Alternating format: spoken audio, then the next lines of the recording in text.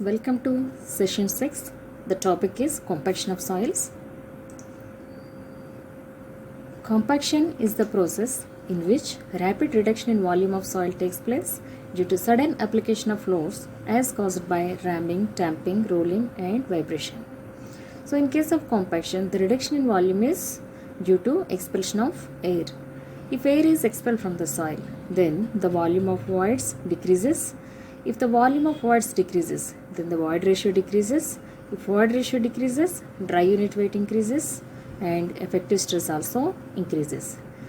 If effective stress increases, then the shear strength and bearing capacity of soil also increases. Compaction of soil mass results in increase in dry density. The dry density attained by compaction depends upon the water content, amount and type of compaction. The water content corresponding to maximum dry density is called optimum moisture content. To determine this optimum moisture content, we have to conduct the compaction test in the laboratory. So how to conduct the compaction test in the laboratory? There are two laboratory methods, standard Proctor test and modified Proctor test. First let us see the standard Proctor test. The equipment consists of a cylindrical mold and a rammer of weight 2.5 kg with a height of fall of 30 cm. To conduct the test, take about 3 kg of soil in a tray and mix with some percentage of water. In case of coarse grained soil, we can start with 10%. In case of fine grained soil, we can start with 12%. The empty weight and volume of the container are measured. The mold is filled with wet soil in 3 layers and each layer is compacted by giving 25 blows per layer using the rammer. The mold with compacted soil is measured as W2. Now we can find the weight of wet soil, which is the difference between weight of wet soil plus container minus weight of container. Then we can find the bulk unit weight, which is the ratio of total weight of soil divided by total volume of soil. Volume of soil is nothing but volume of the mold, which we can determine using the dimensions of mold. Then we have to take a representative soil sample from the compacted soil and then find the water content using oven drying method. Then we can estimate the dry unit weight of soil, which is equal to bulk unit weight divided by 1 plus water content. Then the soil is removed from the mold into the tray and the water content is increased by about 2%. Then the wet soil is again compacted in the mold in 3 layers and each layer is compacted by giving 25 blows per layer. Then again the water content is determined and the dry unit weight is estimated. This process is repeated to get 5 to 6 readings of dry unit weight and their corresponding water contents. The values are then plotted on a graph and joined with a smooth curve. This curve is called compaction curve. The peak of this curve represents maximum dry unit weight and its corresponding water content gives the optimum moisture content. So if the soil is compacted with a water content less than OMC, then it is called dry of optimum, and if the water content is more than OMC, it is called wet of optimum. So depending upon the field condition, we will select the water content. If strength is the main criteria, then we have to compact the soil corresponding to OMC. But if other criteria comes, then we have to take either dry of optimum or wet of optimum. So in case of landfills and all, where the soil liners are used, their permeability is the main criteria. So in such cases, we have to compact the soil to the wet of optimum. And in case of pavements, subgrade soil for pavements, then permeability should be more. So in such cases, we have to compact the soil at the dry of optimum. The dry unit weight in terms of percentage air voids is given as gamma D equal to 1 minus eta A G gamma W by 1 plus Wg. So in this equation, if we assume that the percentage air voids are 0 after compaction, then we can write dry unit weight equal to G gamma W by 1 plus Wg.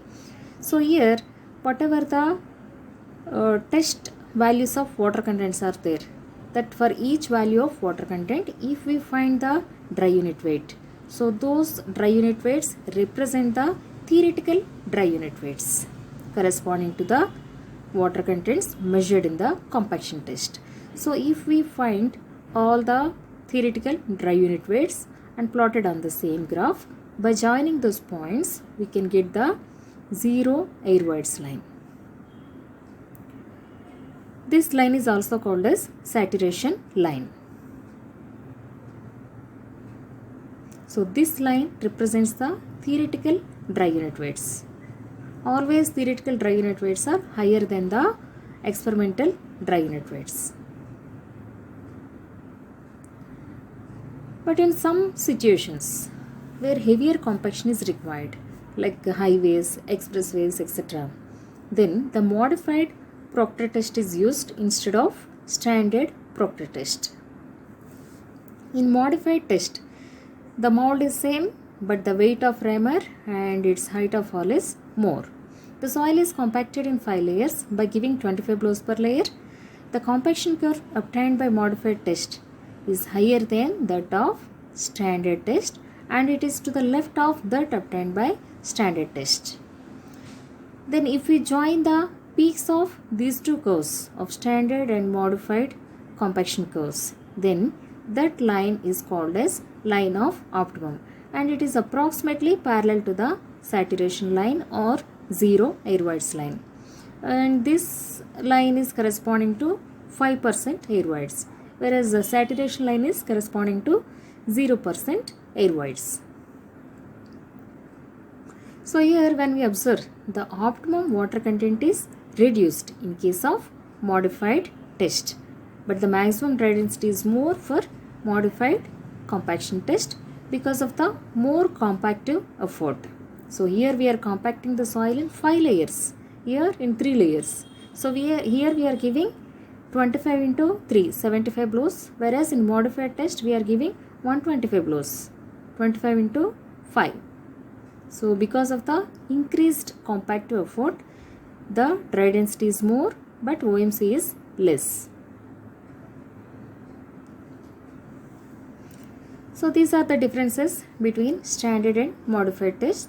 So the rammer weight in case of standard test is 2.5 kg, but in case of modified test it is 4.89 kg. The height of fall of the rammer is 30 cm, whereas in modified test it is 45 cm. The number of layers are 3 in case of standard test, and it is 5 in case of modified test. Maximum dry unit weight is always less than that of modified test, and OMC is more in case of standard test compared to modified test. Let us see one example on the standard Proctor test. So here in this example, the weight and volume of mold are given. Weight is given as 1.27 kg and volume of the mold is 945 cm cube. The results of 5 trials of compaction are also given. So here weight of mold plus wet soil is given in kgs. Then its corresponding water content is given. So now we have to plot the compaction curve, and then we have to find the maximum dry density and optimum moisture content. Here specific gravity is given. Then we should also find the degree of saturation and percentage air voids corresponding to maximum dry density. Then we should plot the zero air voids line. So coming to the solution, first we have to find the weight of wet soil. So we know the weight of mold plus wet soil and also weight of the empty weight of the mold. So when we deduct the empty weight of mold, we will get the weight of wet soil in kgs. Then water content is taken. Then bulk unit weight, which is the ratio of total weight of soil divided by total volume of soil. Total weight of soil is 1.75 kg, that we should convert into kilonewtons. Because the SI units are kilonewton per meter cube, we have to convert the kgs into kilonewton. When we multiply with 9.81, we will get the weight into 10 to the power of minus 3. you will get in kilonewtons. That divided by volume. Volume is given in centimeter cube. We have to convert into meter cube. Then we will get the bulk unit weight in kilonewton per meter cube. So these are the values of bulk unit weight.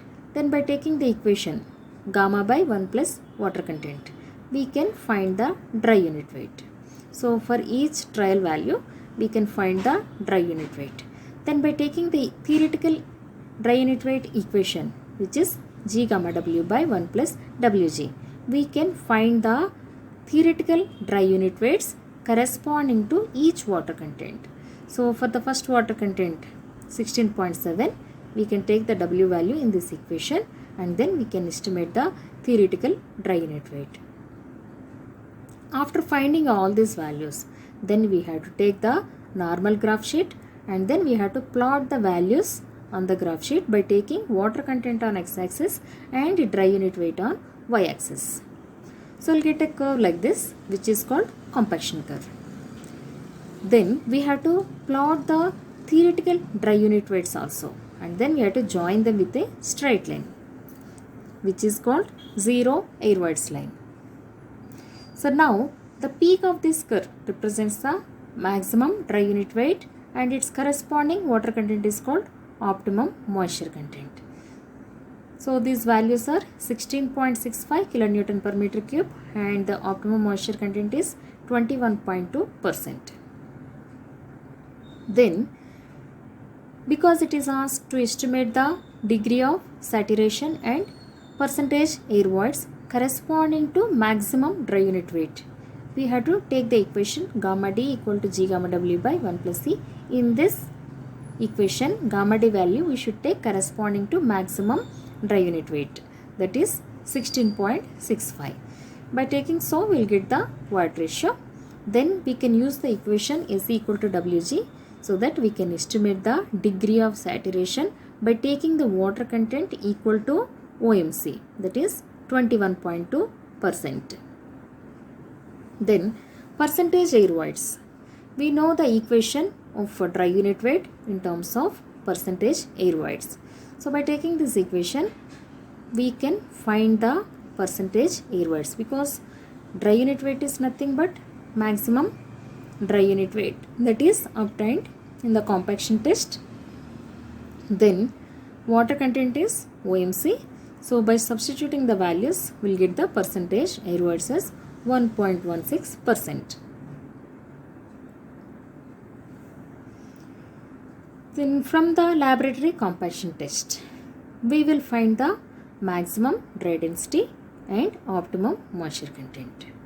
But how to do the field compaction? In the laboratory we are using Ramer, but in the field we will be using different compaction equipment. Then how to compact the soil to the maximum dry density? We can sprinkle the water corresponding to OMC. So for the compaction process, water will be sprinkled on the soil and then it will be compacted using some compaction equipment. So we can use the optimum moisture content to sprinkle the water in the field, but how to make use of the value of maximum dry density? For that, one chart will be provided by the supplier of the apparatus, not the apparatus, roller. Okay. For every roller, there will be one chart where the number of passes of the roller will be mentioned corresponding to different types of soil and different dry unit weights. So from this chart, first we should identify what is the field soil. So for the corresponding field soil, we should find the number of passes corresponding to the laboratory value of maximum dry density. If the maximum dry density is so much, then corresponding to that we have to draw one line onto the particular compaction curve. Then we have to find the number of passes of that particular roller.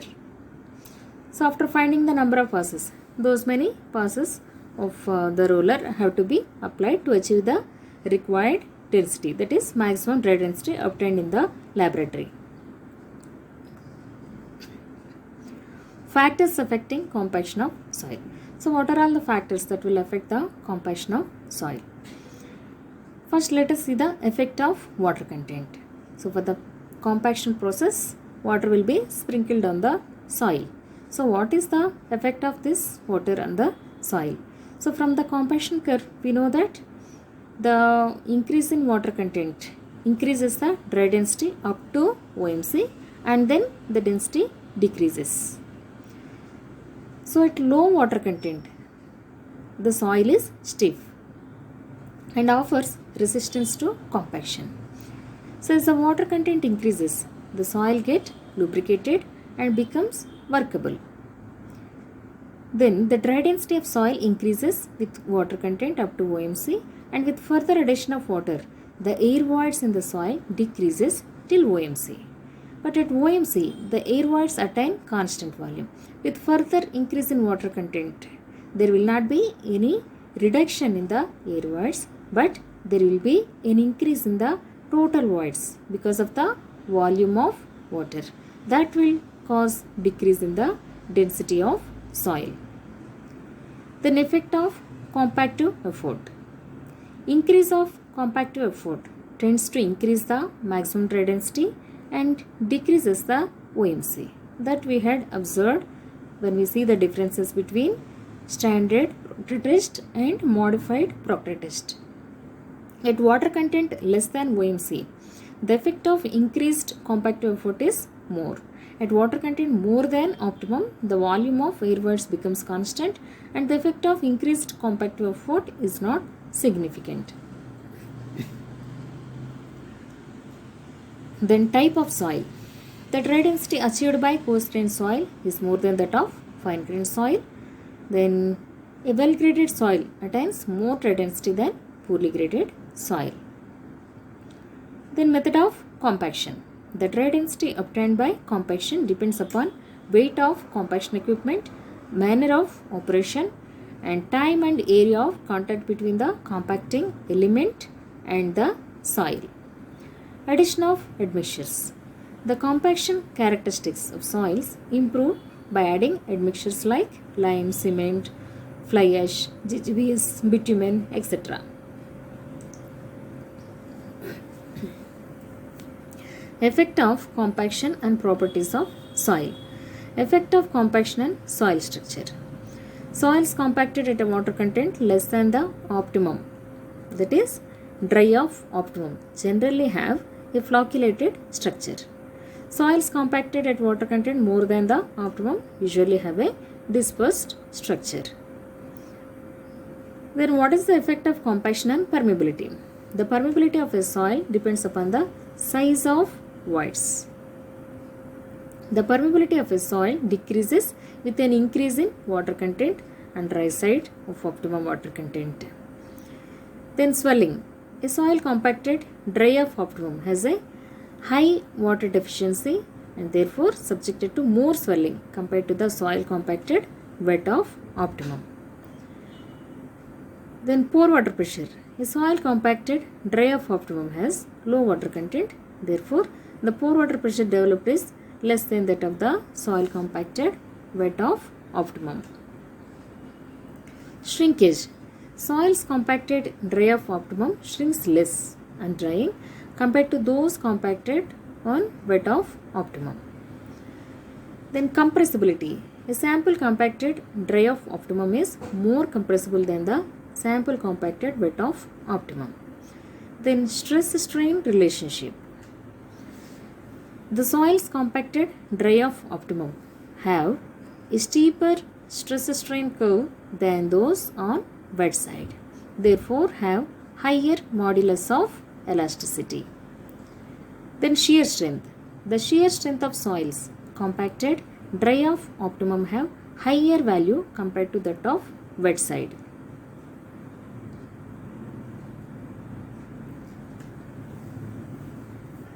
Then after the compaction process in the field, we had to check whether the field soil has attained the required density or not.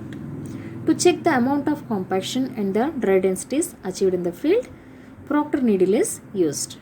The Proctor needle is an apparatus having a needle and graduated stem attached to a rod.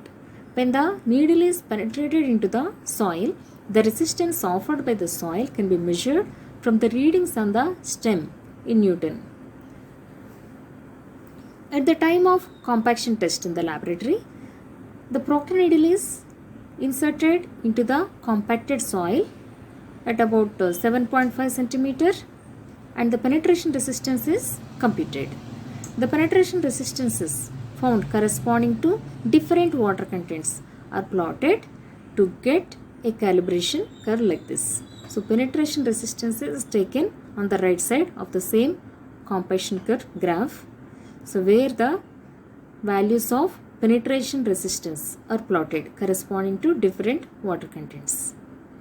So for each trial of compaction test, after the wet weight is calculated, then we have to penetrate this proctor needle into the same compacted soil and then we have to find the penetration resistance. Then to determine the dry density in the field, the following procedure is followed. First we have to find the bulk unit weight after the compaction process in the field using either core cutter method or sand replacement method. Then we have to insert the proctor needle in the compacted soil and then find the penetration resistance.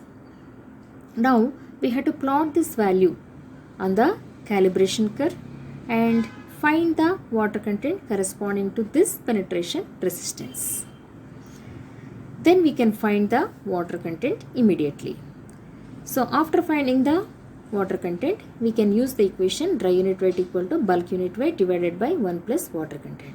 So here bulk unit weight is determined using core cutter method or sand replacement method and water content is determined using the calibration curve that was obtained from laboratory test.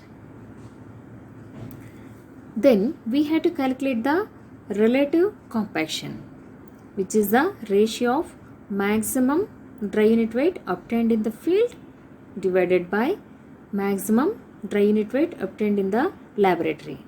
So if this value is greater than or equal to 95%, then it is fine. They can proceed with the next layer. If it is less than 95%, then the compaction process should be repeated. So what is the use of proctor needle? So if it is oven drying method, it takes 24 hours. So first we have to find the relative compaction of the first layer. Then only we can proceed with the next layer. So in the field, the compaction process will be going on layer by layer. The soil will be compacted layer by layer so that each layer will be getting maximum compactive effort. So after completion of one layer, then they should check with the relative compaction. If it is greater than 95%, then they can proceed with the next layer. If it is less than 95%, then again they have to compact the same layer. So in this case, if we use oven drying method to determine the water content, then it takes 24 hours. But that much time, it is not good to keep the compaction equipment idle because we have to pay the hourly charges for the compaction equipment. So to reduce the time, we will be using the proctor needle. The calibration curve is prepared in the laboratory and the same proctor needle is brought to the field. After compaction of one layer, it will be inserted and then using the calibration curve, the water content will be determined. So the water content will be determined using proctor needle and calibration curve. So because the water content is determined instantly, we can easily calculate the dry unit weight and then relative compaction. That will reduce the time. So the objective of using proctor's needle is to find the water content rapidly so that there is no delay in the compaction process at site. Then field compaction methods. There are various compaction methods in the field. Broadly, we can classify them as light soil compacting equipments and heavy soil compacting equipments. Light soil compacting equipments, examples, rammers, vibrating plate compactors, vibro dampers, etc. These equipments are used for compacting small areas in confined space and where the compacting effort needed is less. Heavy soil compaction equipments. These compacting machines are used for large areas and on different types of soils. The heavy compaction equipments are selected based on moisture content of soil and type of soil. So in that, first one is smooth wheeled roller. The smooth wheeled rollers are of two types: static smooth wheeled rollers and vibrating smooth wheeled rollers. First, let us see the static smooth wheeled rollers. The smooth wheeled rollers consist of one large steel drum in front and two steel drums on the rear. The gross weight of these rollers is in the range of 6 to 10 tons. The performance of these rollers can be increased by increasing the weight of the drum by blasting the inside of drums with wet sand or water.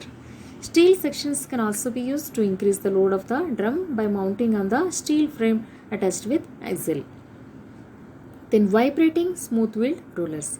In case of vibrating smooth wheeled rollers, the drums are made to vibrate by employing rotating or reciprocating mass. Compaction can be done up to greater depths and the output is many times more than the conventional static smooth wheeled rollers. Then sheep's foot roller. Sheep's foot rollers consist of steel drums on which projecting lugs are fixed. These are the projecting lugs. They are used for compacting fine grained soils such as the heavy clays and silty clays where kneading action is required. Sheep's foot rollers are used for compaction of soils in dams, embankments, subgrade layers, in pavements and railroad construction process where there is clayey soil. Then pneumatic tread rollers. These rollers are used for compaction of coarse grained soils with some fines. Pneumatic tread rollers are generally used in pavement subgrade works, both earthwork and bituminous works. Then grit rollers. Grit rollers are used for compaction of weathered rocks, well-graded coarse soils. These rollers are not suitable for clayey soils, silty clays and uniform soils. The main use of these rollers is to compact subgrade and subbase of pavements. The weight of this roller can be increased by blasting with concrete blocks. Then pad foot or tamping rollers. These rollers are similar to sheep's foot rollers with lugs of larger area than sheep's foot rollers. They are more preferable than sheep's foot roller due to their high production capacity and capacity to break large lumps. Then let us see some deep compaction techniques. So whatever we discussed previously, those are shallow compaction techniques. So if the loose soil is having deeper strata, then we have to use deep compaction techniques. So in that, first one is vibro stabilization. So this vibro stabilization is of three types: vibro compaction, vibro displacement and vibro replacement. First we will see the vibro compaction method. This method is used for stabilization or compaction of deep layers of non-cohesive soils. When vibration is applied to such soils, they rearrange themselves under gravitational forces and become denser by reducing the void ratio and compressibility of soil. This density of soil thus achieved is permanent. This process can be used in both dry and wet conditions of soil. The next method is vibro displacement method. Vibro displacement method is used for compacting layers of cohesive soil. The process involves the penetration of the vibrator into partially saturated soils, resulting in shear failure of the soil, which then gets displaced, forming a cylindrically compacted zone. Next method is vibro replacement method. So in this method, it is used for compaction of cohesive soils which are more sensitive, saturated soils and alluvial soils which have undrained shear strength of less than 20 kN per meter square. This method uses the wet process in which the disturbed soils are washed away and are replaced by compacted stone columns. Here this vibrofloat will be having water jets.